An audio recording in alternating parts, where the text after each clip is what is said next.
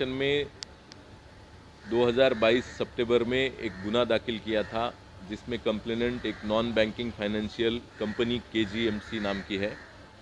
उनके द्वारा इस गुने में आरोपी मोहित वालेकर नाम से एक एक्टिवा खरीदने के लिए लोन लिया गया था।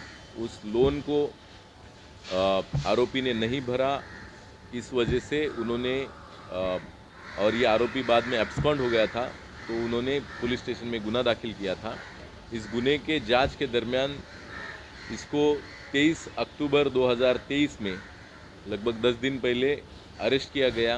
तब उसकी असली आइडेंटिटी सामने आई और उसका नाम सचिन बिल्लूर ये है। इस आरोपी को अरेस्ट करने के बाद कस्टडी के दरमियान जब तहकीकात की गई है, उसमें उसने इसी मोडस से, इसी तरीके से लगभग 23 गाड़ियाँ विविध कंपनियों से, बैंकों से, फाइनेंस कंपनियों के लोन के आधार पे ली है और वो अलग अलग जगहों पर बेच दी है। तो इस लास्ट 10 दिन में उससे लगभग ये हमने 23 गाड़ियाँ अभी तक जब्त की है। इसके अलावा 3 और गाड़ियाँ हैं जो जब्त होनी है। उसमें एक मर्सिडीज़ गाड़ी भी इसने इसी तरीके से लोन पे खरीदी थी और उस गाड़ी को लेकिन हालांकि जो कंपनी ने है, एनबीए फाइनेंस कंपनी ने उसे सीज़ कर लिया है। इस आरोपी ने झूठे डॉक्यूमेंट, झूठे आधार कार्ड, झूठे पैन कार्ड, झूठी fake salary certificates, salary statements बनवा के वो सब डॉक्यूमेंट इन फाइनेंस कंपनियों को सादर किए थे या बैंकों को, और उसके ज़रिए लोन मिला पाया था। आगे की जांच इस गुने में जारी है। कई जो आधार कार्ड है उसने उसके संपर्क में आने वाले कुछ लोगों से ये आधार कार्ड लिए हैं और उससे हमने एक लैपटॉप बरामद किया है और जांच में उसने ये भी सामने आया है कि उसी लैपटॉप पे वो सिर्फ खुद का फ़ोटो क्रॉप करता था और उस आधार कार्ड पे डाल देता था और वो सब डॉक्यूमेंट लेके खुद ही ट्रांजैक्शन करने के लिए, डीलिंग करने के लिए, खरीदने के लिए जाता था।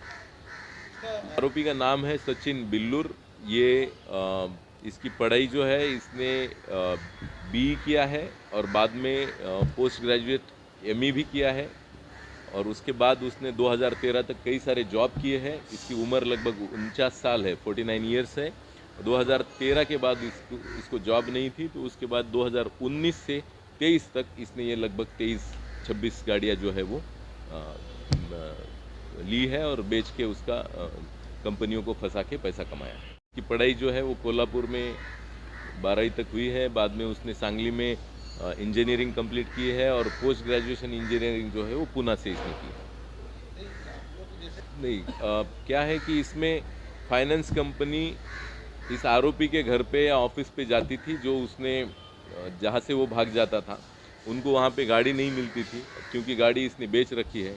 ना आरोपी मिलता है ना गाड़ी मिलती है, और आरोपी ने जिसको गाड़ी बेची है उस आदमी को तो ओरिजिनल डॉक्यूमेंट भी मिलते हैं और उसने पैसा दे दिया रहता है, सिर्फ उसके नाम पे गाड़ी नहीं हुई है, तो वो गाड़ी अपनी यूज़ किए जा रहा है। तो वो गाड़ी कंपनी को मिलने का कोई ज़रिया नहीं है, क्योंकि सब गाड़ियों में कोई जीपीएस तो लगा हुआ नहीं है। इस टोटल जो हमने 23 गाड़ियाँ बरामद की है, इस गाड़ियों की कीमत सब मिला के लगभग 89 लाख रुपीज़ के करीब है।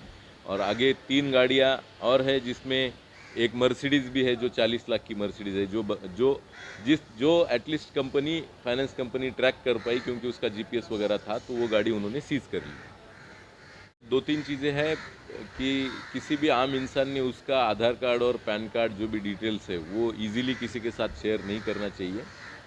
भले ही वो यूज़ नहीं कर रहे गलत के लिए, कोई आरोपी उसका गलत वापर ज़रूर कर सकता है। दूसरा, जिनको लोन दिए जा रहे हैं फाइनेंस कंपनी की तरफ से, उसने जो डॉक्यूमेंट्स दिए हैं वो सच है या झूठ है, उसको क्लियर कर लेना चाहिए, क्योंकि अगर वो डिफ़ॉल्ट कर जाता है ईएमआई भरने में, तो उन्होंने जो भी व्हीकल दिया है वो वापस ले सकते हैं। इस बेसिस पे वो वेरिफिकेशन उतने लेवल तक नहीं जाता, जो कि पर्सनल अगर लोन लिया है या और किसी तरीके का लोन अगर लिया जाता है, तो उसमें वेरिफिकेशन ज़्यादा अच्छे से होना मुझे लगता है ज़रूरी है।